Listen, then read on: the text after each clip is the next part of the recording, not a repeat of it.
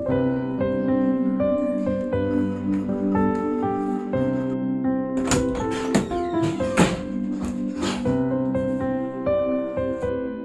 മോനെ പറ്റി എന്റെ കുട്ടിക്ക്? ഇവിടെ വന്ന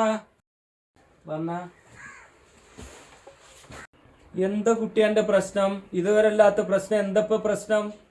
ഞാൻ ഐഫോൺ തരാൻ പറഞ്ഞിട്ട് എന്റെ കൂട്ടുകാരന്മാർക്കൊക്കെ ഐഫോൺ ടിച്ച് മാത്രല്ല. അനക്കൊരു ഐഫോണിന്റെ കുറവല്ലേ ഉള്ളൂ ഇപ്പൊ ഇവിടെ. അല്ലാതെ അനക്ക് ഇവിടെ എന്താ തിന്നാൻ കുറവുണ്ടോ? ഈ വയസ്സന്മാർക്ക് എന്താ അറിയാം? ഐഫോണിനെ പറ്റി നിങ്ങൾക്ക് എന്താ അറിയാം? ഒരു ഐഫോണിന്റെ എത്രയാന്നറിയോ? 1.5 ലക്ഷം റുപ്യ വരും. ആ പൈസ ഉണ്ടെങ്കിൽ ഇപ്പൊ എനിക്ക് ലോൺ അടക്കാം. അനക്കറിയോ?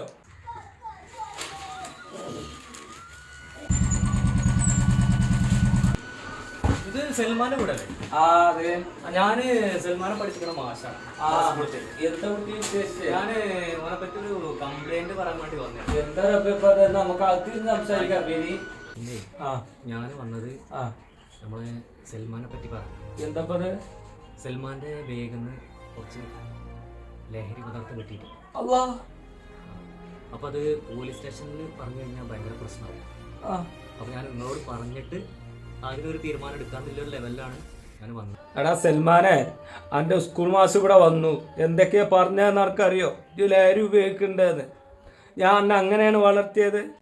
എടാ അനക്ക് കഷ്ടപ്പാട് അറിയണമെങ്കിലേ ഈ ചൂടത്തിറങ്ങി ഒന്ന് പണിയെടുത്ത് നോക്കടാ. അപ്പൊ അനക്കറിയാം കഷ്ടപ്പാടും ബുദ്ധിമുട്ടും. ഞങ്ങളെ പോലത്തെ ഒരുപാട് രക്ഷിതാക്കളുണ്ട്. അന്നെ പോലത്തെ കുട്ടികളെ വളർത്തി വലുതാക്കിയിട്ട് ഈ കോലത്തിലെത്തിക്കും. എന്നിട്ട് ഇച്ച് കാട്ടുന്നതോ?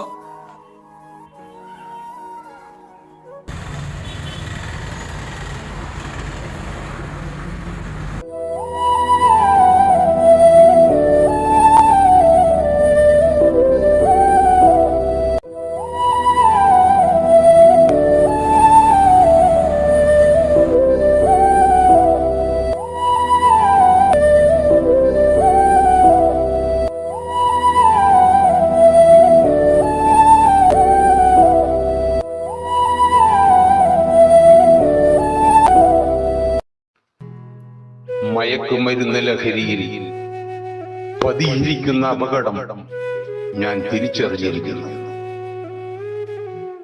ലഹരി ഉപയോഗം അത് ഉപയോഗിക്കുന്നവരെ മാത്രമല്ല, അവരുടെ കുടുംബത്തെയും സമൂഹത്തെയും ബാധിക്കുന്ന മാരക വിപത്താണ്.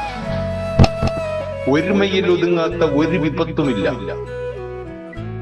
മയക്കുമരുന്നിനെതിരെയും അത് പ്രചരിപ്പിക്കുന്ന ലോബികളെയും ഊച്ചുവിലങ്ങിടാൻ നമുക്ക് ഒരുമിക്കാം.